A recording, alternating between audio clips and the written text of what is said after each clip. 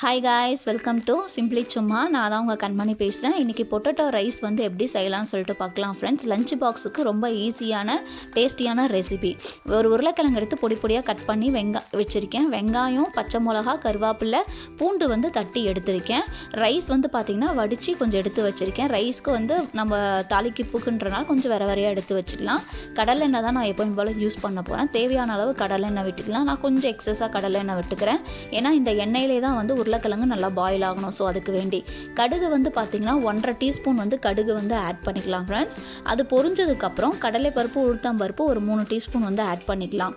கொஞ்சம் எக்ஸஸாக ஆட் பண்ணால் தான் நமக்கு வந்து கரெக்டாக வரும். ஸோ அதுக்கு வேண்டி பெரட்டுற ரைஸ் இல்லையா, ஸோ அதனால் நல்லாயிருக்கும். சீரகம் வந்து ஒரு 1/2 டீஸ்பூன் ஆட் பண்ணிக்கலாம்.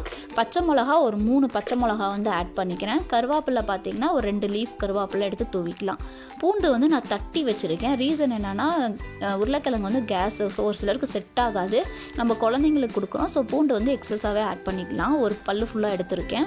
பெரிய வெங்காயம் நீட்டாக கட் பண்ணி வச்சதை ஆட் பண்ணிக்கலாம். அது நல்லா வதங்கினதுக்கப்புறம் நம்ம எடுத்து வச்சுருந்த தக்காளி ஒரு 3 தக்காளி வந்து நான் 4ஆக கட் பண்ணி ஆட் பண்ணிக்கிறேன் ஃப்ரெண்ட்ஸ்.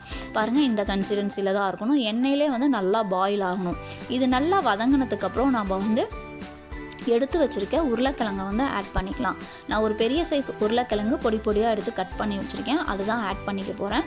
இந்த ஆயிலே வந்து இந்த உருளைக்கிழங்கு நல்லா பாயில் ஆனதுக்கப்புறம் நாம் மீதி என்ன பண்ணலாம் சொல்லிட்டு பார்க்கலாம். பாருங்கள், இந்த கன்சிஸ்டன்சிலாம் எடுத்துக்கோங்க. இது கூடயே வந்து சால்ட், உப்பு வந்து ஆட் பண்ணிக்கலாம். நான் ரைஸில் வடிக்கும் போதே கொஞ்சம் உப்பு போட்டு தான் வேக வச்சுருந்தேன். ஸோ தாளிப்புக்கு வேண்டி கொஞ்சம் வந்து உப்பு வந்து ஆட் பண்ணிக்கலாம். நான் வந்து 1 டீஸ்பூனுக்கு கொஞ்சம் கம்மியாக வந்து ஆட் பண்ணியிருக்கேன். ஆக்சுவலாக நான் வந்து இன்றைக்கி 1.5 டம்ளர் ரைஸ் தான் நான் வச்சுருக்கேன். நீங்கள் அளவுக்கு தகுந்த மாதிரி கொஞ்சம் எக்ஸஸாக போட்டுக்கோங்க. நான் 1.5 டம்ளர் ரைஸ் வச்சுக்கேன். பாருங்கள், இந்த ஆயிலில் வந்து உருளைக்கிழங்கு எப்படி நல்லா பாயில் ஆகுதுன்னு சொல்லிட்டு அதுக்கு வேண்டி தான் கொஞ்சம் எக்ஸஸாக ஆயில் விடுறோம் நம்ம. அதுக்கப்புறம் வீட்டில் இருக்க மசாலா தூள் நீங்கள் ஆட் பண்ணிக்கலாம். அப்படி இல்லைன்னா நீங்கள் கரம் மசாலா வச்சுருந்தீங்கன்னா அது கூட ஆட் பண்ணிக்கலாம். நான் வீட்டிலே அடைச்சி வச்சுருந்த பொடி மசாலா தான் நான் ஆட் பண்ணிக்கிறேன். மல்லித்தூள் வந்து பார்த்திங்கன்னா 2 டீஸ்பூன் ஆட் பண்ணிக்கலாம்.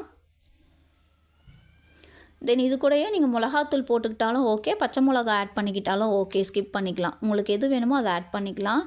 தென் பெருங்காயம் வந்து நான் கொஞ்சம் வந்து ஆட் பண்ணிக்கிறேன்.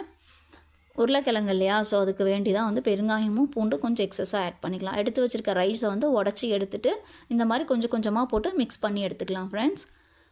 பாருங்கள், இந்த கன்சிஸ்டன்சியில் ஃபைனலி பாருங்கள் பொட்டேட்டோ ரைஸ் ரெடி ஆயிடுச்சு. இதை வந்து குழந்தைங்களுக்கு, வீட்டில் ஆஃபீஸ் போகிறவங்களுக்கு நம்ம வந்து எப்படியும் பேக் பண்ணி ஈஸியாக வந்து கொடுத்து அனுப்பலாம். ரொம்ப டேஸ்ட்டாகவும் இருக்கும். இதுக்கு சைடிஷ் வைக்கணுன்றது ஒன்றும் கிடையாது. இதுவே நம்ம சாப்பிட்டா நமக்கு கம்ஃபர்டபுளாக இருக்கும். ரொம்ப ஈஸியான ரெசிபி தான். வீட்டில் கண்டிப்பாக ட்ரை பண்ணி பாருங்கள். என்னோடய வீடியோ உங்களுக்கு பிடிச்சிருந்தா லைக் பண்ணுங்கள், ஷேர் பண்ணுங்கள், கமெண்ட் பண்ணுங்கள். மறக்காமல் சப்ஸ்கிரைப் பண்ணுங்கள். பக்கத்தில் இருக்க பெல் பட்டனும் ப்ரெஸ் பண்ணிக்கோங்க ஃப்ரெண்ட்ஸ்.